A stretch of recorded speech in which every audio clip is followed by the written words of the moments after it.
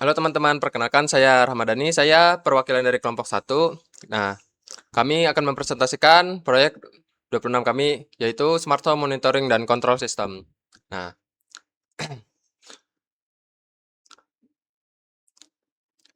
Smart Home Monitoring dan Control System itu terdiri dari koneksivitas, I atau O fisik, antarmuka luring, UI interaktif, sensoring, dan otomasi pesan.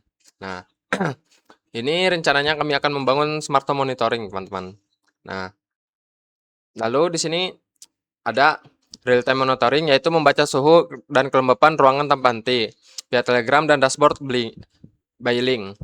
Lalu ada remote aku occultation, yaitu mengendalikan 4 LED indikator secara nirkabel lewat by link, perintah teks atau tombol fisik atau toggle.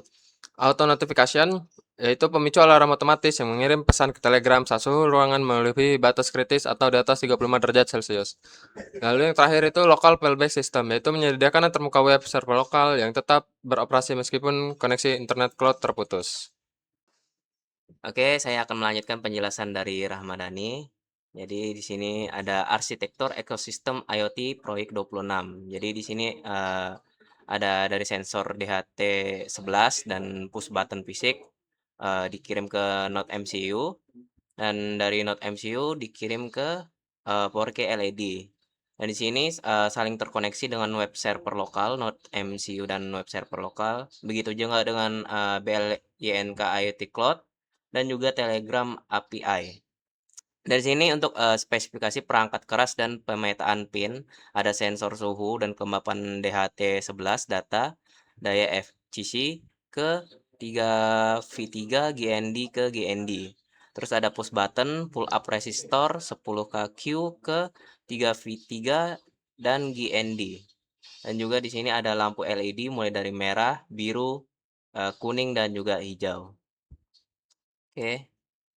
Berikutnya saya akan serahkan ke teman saya.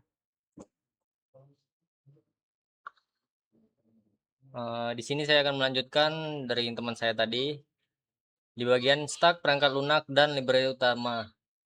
Dan untuk yang pertama konektivitas dasar. Sini mengatur koneksi microcontroller ke jaringan WiFi. Yang kedua, komunikasi aman. Menyediakan protokol HTTPS yang diwajibkan untuk berkomunikasi dengan API Telegram. Yang ketiga, server luring menciptakan dan hosting halaman antarmuka HTML murni secara lokal. Yang ketiga, integrasi cloud menangani autentikasi token, virtual pins, dan sinkronisasi dua arah dengan Bealying Cloud.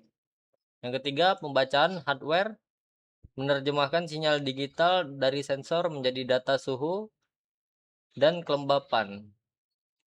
Yang keempat, yang keenam, otomasi pesan memparsing perintah dari obrolan dan memformat pesan keluar untuk bot Telegram.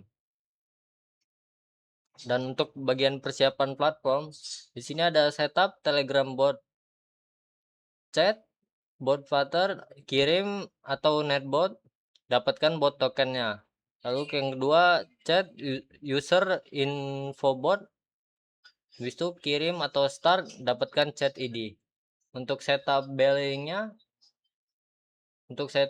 billing IoT Cloud, yang pertama daftar di billing cloud, lalu buat template, lalu bikin namanya Smart Home Proyek 26.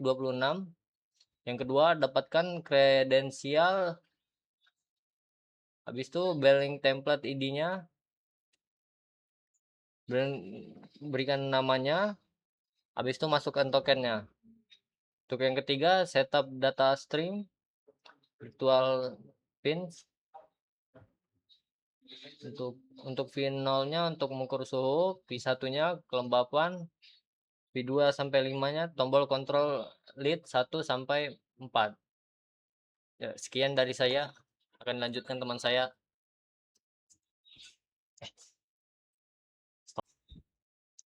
Oke, saya akan melanjutkan penjelasan teman saya. Selanjutnya ada peta logika perangkat lunak. Yang pertama ini initialization bagian setup, mulai dari serialnya, kemudian ke inisialisasinya, wifi, dan autentikasi blinknya dan telegram HTTPS-nya, kemudian masuk start web server. Dan yang kedua dan last loop-nya yaitu siklus utamanya. Kemudian dia masuk ke ketiga yaitu sensor dan alert handler setiap 2 detik.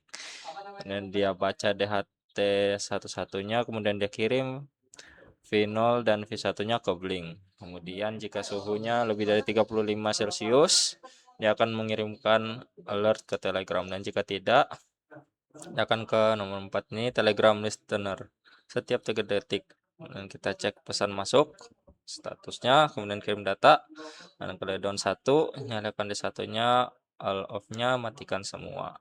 Kemudian nomor 5-nya juga itu push button ditekan ke toggle status ke 4 LED secara serentak. Nah, kemudian kita masuk ke matriks komparasi antarmuka pengendali. Sini ada link app-nya, Telegram bot, dan web server lokal, dan juga setiap 3 itu ada tipe antarmukanya, itu visual GUI dengan widgetnya, dan untuk Telegramnya ada antarmuka percakapan atau teks, dan untuk web server lokal ada browser HTML murni. Kemudian ketergantungan internetnya wajib cloud out, dan juga Telegramnya wajib API gateway, dan untuk web server lokalnya luring. Dan kemudian ada kemampuan alert otomatis, untuk linknya tidak diaktifkan, Telegramnya notifikasi peringatan aktif, dan untuk web server lokalnya pasif. Dan setiap 3 itu ada keunggulan utamanya, yaitu pemantauan visual dan presisi untuk link app-nya. Kemudian untuk Telegram bot-nya ada on demand request dan interaksi casual-nya.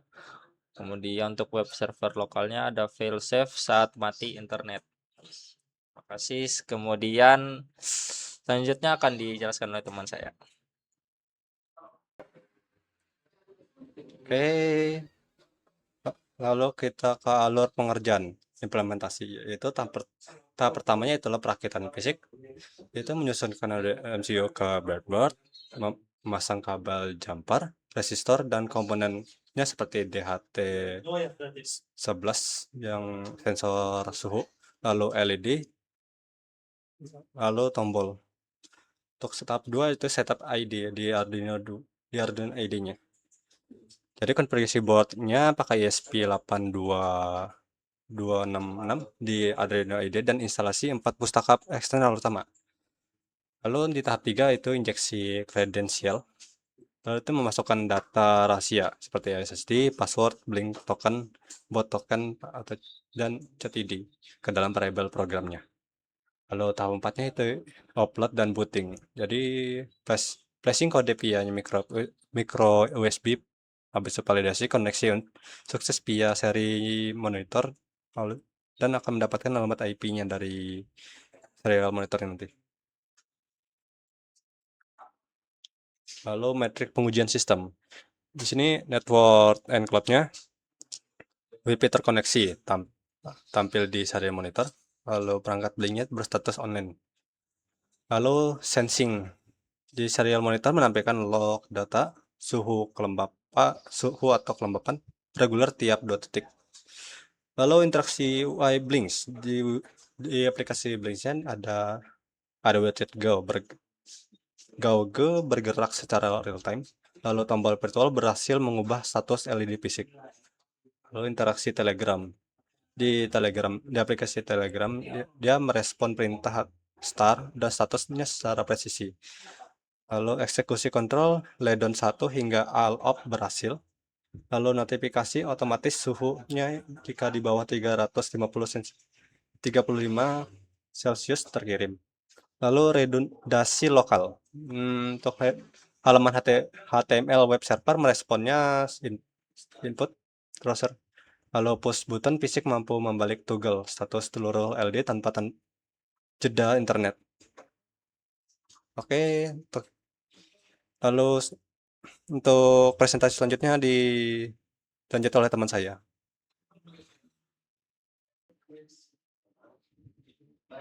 Baik, akan saya lanjutkan dan saya Andrian Putra Panjaya dengan NIM C2355201094 di slide 12 panduan troubleshooting cepat.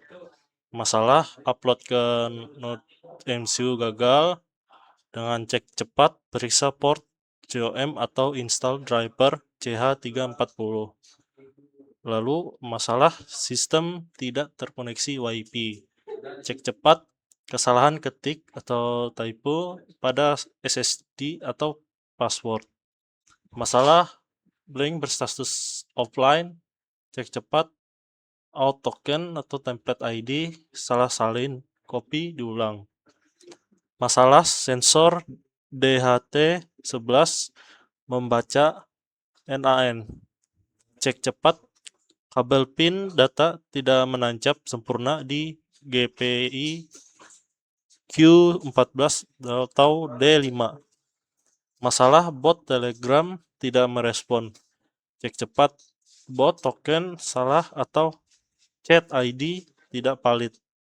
Lalu yang terakhir, masalah web lokal tidak bisa diakses.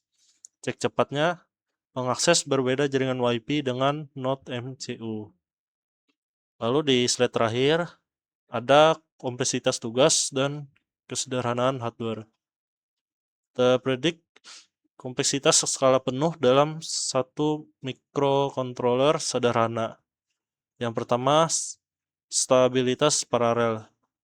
ESP8266 sanggup menangani pemrosesan sensor, transmisi cloud berulang, respon bot on demand, dan interupsi fisik secara bersamaan tanpa crash. Yang kedua, ketahanan berlapis atau redundancy. Kegagalan satu antarmuka tidak melumpuhkan sistem, seperti Telegram, BLNK, dan web lokal berjalan independen. Lalu yang ketiga, yang terakhir, sukses integrasi.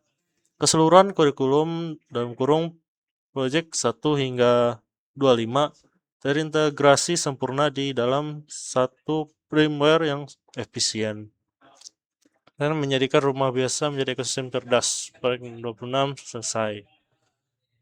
Demikian dari presentasi kami. Jika ada salah kata, kami maaf sebesarnya. Sekian, terima kasih.